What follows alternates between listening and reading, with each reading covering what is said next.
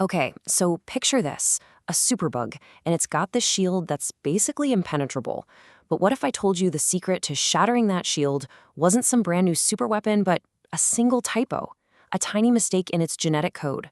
Well, that's the wild molecular detective story we're getting into today.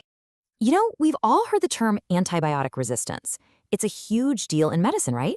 We develop these amazing drugs, but some bacteria, they just get smart. They learn how to fight back, and suddenly we're dealing with these infections that are just notoriously tough to treat. So you'd think we need some revolutionary new drug to solve this. But what if the key wasn't some big, flashy discovery? What if it was hiding in plain sight?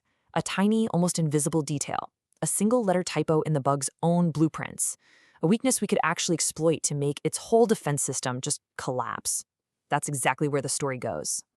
All right, so the superbug we're zeroing in on belongs to this group called Non-Tuberculous Mycobacteria, or NTM for short. And these guys, they are the masters of defense. They've basically built an unbreachable vault to keep our antibiotics out. And NTM isn't just one thing. It's this huge family. We're talking over 190 different species, and they're literally everywhere, in the soil, in the water. Now, for most of us, they're no big deal. But if someone's immune system is weakened or they have a lung condition, NTM can cause these really severe, persistent infections. And the reason they're so stubborn is that they have this natural, built-in resistance to a lot of our go-to antibiotics. So what's their secret weapon? Well, their main line of defense is this microscopic shield, an enzyme called beta-lactamase. Okay, let's use an analogy here. Think of our most common antibiotics, like penicillin, as keys. They're designed to fit into a lock on the bacterial cell and, well, destroy it. Beta-lactamase, that's the bacterium's super advanced security system. It's this little enzyme that patrols around, finds our antibiotic keys, and just snaps them in half before they can even get close to the lock. It's a seriously effective defense. So to figure out how to beat this shield, scientists did something really clever. They looked at a tale of two bacteria, two very close relatives. On one side, you've got the one we all know, tuberculosis, or TB. Its defense enzyme is called BLAC. And on the other side, we have our superbug, a specific NTM called M. abscessus. Its enzyme is called BLAM-MAB. Now, here's the crazy part. These two enzymes, these two shields, are almost identical. But they have one single critical difference in how they behave. See, we have a trick up our sleeve for TB. It's an inhibitor called clavulanate, and it's great at shutting down TB's BLAC shield. Works like a charm. But when you try to use that exact same inhibitor against the NTM shield, BLAM-MAB, nothing. It does absolutely nothing. The shield doesn't even flinch. So the billion-dollar question is, why? And the answer, when researchers finally found it, was just so elegant, so simple. It all boils down to that single-letter secret we talked about, a tiny typo in the genetic code. I mean, the research puts it perfectly. The scientists figured out that this huge difference in behavior, one shield that breaks, one that's rock solid, is basically all because of what's happening at one specific spot, position 132. It's all about a single amino acid. Just let that sink in. This incredible, stubborn resistance, this shield that's causing so many problems, it's not some huge, complicated new piece of machinery. Nope. It all comes down to one tiny swap in how the protein is built. That's it. And here it is. This is the big secret.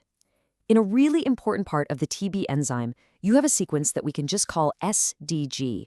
That G stands for an amino acid called glycine.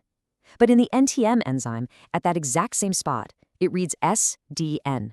The N is for asparagine. That one letter change from G to N, that's the whole ballgame.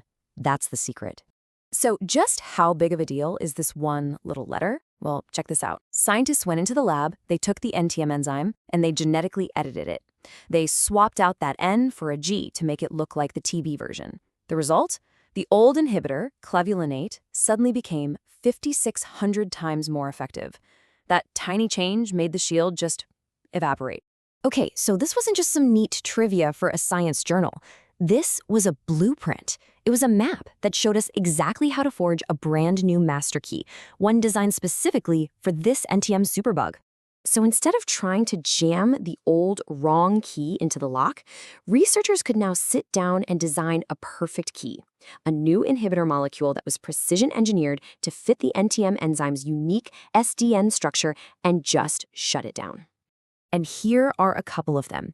These are the new master keys, Avibactam and Durlobactam.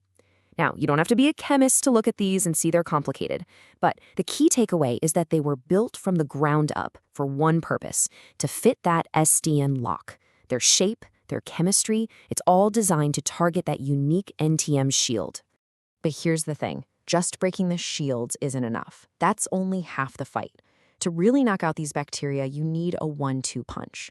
First, you use the inhibitor to take down the shield. Then, you hit the now defenseless bug with an antibiotic. And this isn't just theory, this is happening in hospitals right now. This exact combo strategy is used in drugs you might have heard of.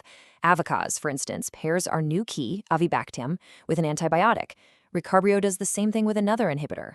It's a perfect example of how a really deep, fundamental genetic discovery can lead directly to treatments that save lives. There is a cool scientific term for this: target redundancy. Basically, you're not just going after one weak spot, you're hitting the bacteria from multiple angles at the same time.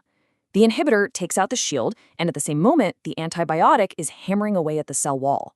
The bacteria just gets overwhelmed. It can't possibly defend against everything at once. So what this whole story shows us is the incredible power of understanding your enemy down to the most fundamental genetic level. But it also leaves us with a pretty big question, right? Because this is an arms race. These superbugs, they're not going to stop. They will inevitably evolve and change their locks again. So the real question is, how will we need to adapt and design the next generation of keys to make sure we're always one step ahead?